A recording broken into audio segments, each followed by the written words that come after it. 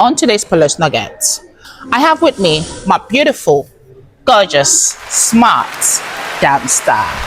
Hi everyone. Hi dance star. Hi gorgeous Paula. Hello. So we've been talking about mental health in children. What is it that actually causes it? What would you say is something that children go through and make them unsettled mentally? Okay, the first thing is perfection. When, for example, when a child goes to school and they try their best to get everything right and they do their best and the teacher said it's good but it's not perfect.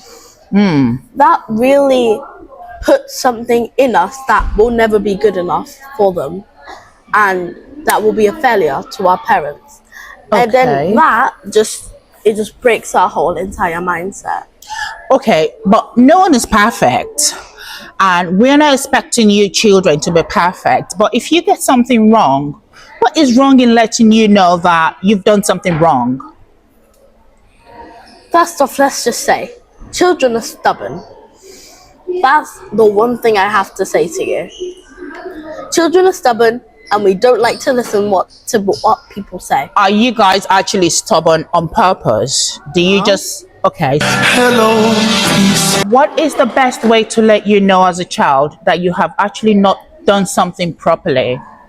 You could just say, for example, when a child is trying to do a cartwheel, you could just say, maybe just pretend you're a wheel, but a star kind of wheel. Right. That will help you. Like scenarios. Yeah, like scenarios. Okay. So apart from not getting something perfectly done and feeling bad about how it's being put to you, what else impacts children's mental health?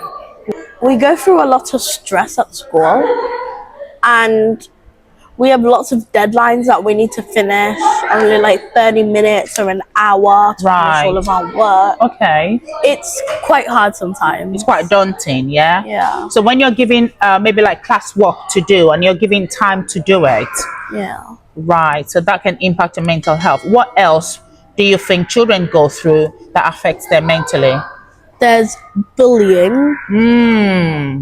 Cyberbullying, verbal bullying, physical, psychological. Okay. There's lots of types of bullying that happen throughout a child's life. Okay. So when you talk about cyberbullying, what do you mean? Like, for example, when you're on the internet and then you see a video that you posted and it says, you're cringe, you're bad at this, you should just quit YouTube. Oh, right. And then you end up quitting YouTube, but the people that are talking bad about you, they start finding out where you go to school or something.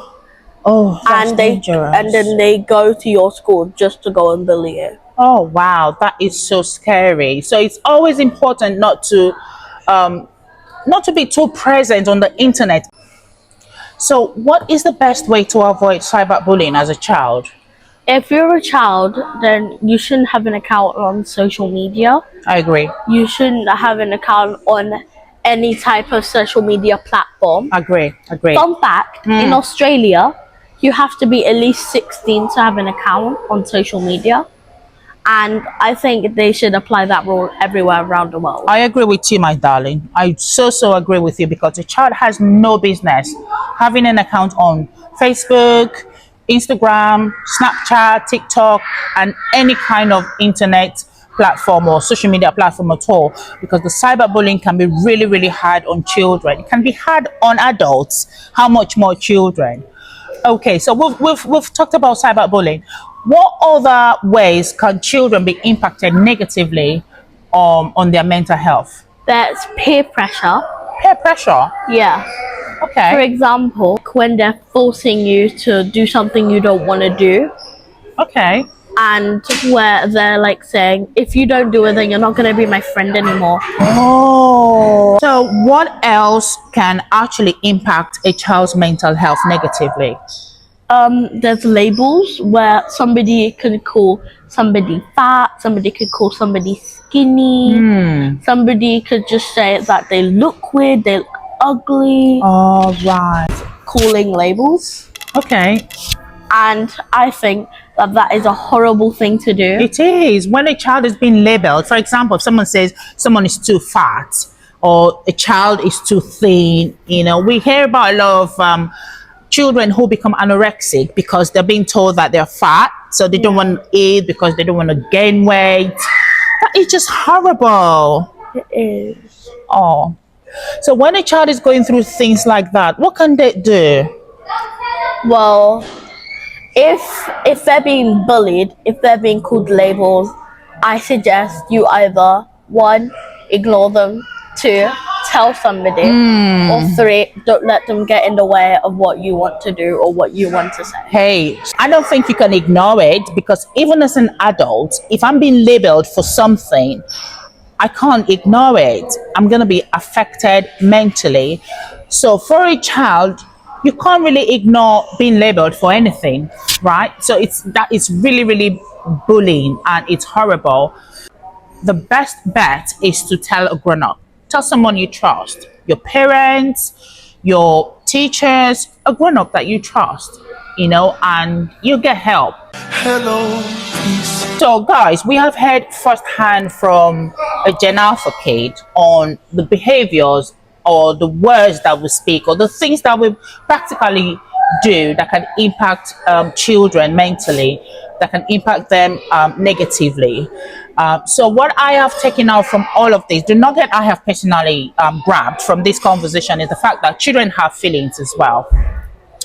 Children have emotions, and it's very important for us to consider how children feel when we speak to them or when we'll give them some sort of negative feedback, right? So they're not perfect as children. We are not perfect as adults.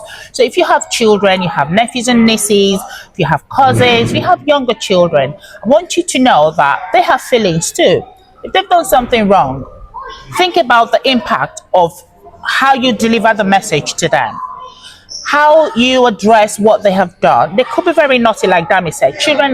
They could be foolish. They could be very, very stubborn.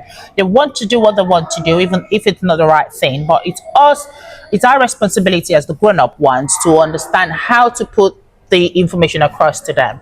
So it's not always what is said, but how it is said. On that note, we'd like to sign out today. So till I come your way next time, we'd like to say have a great time. Bye.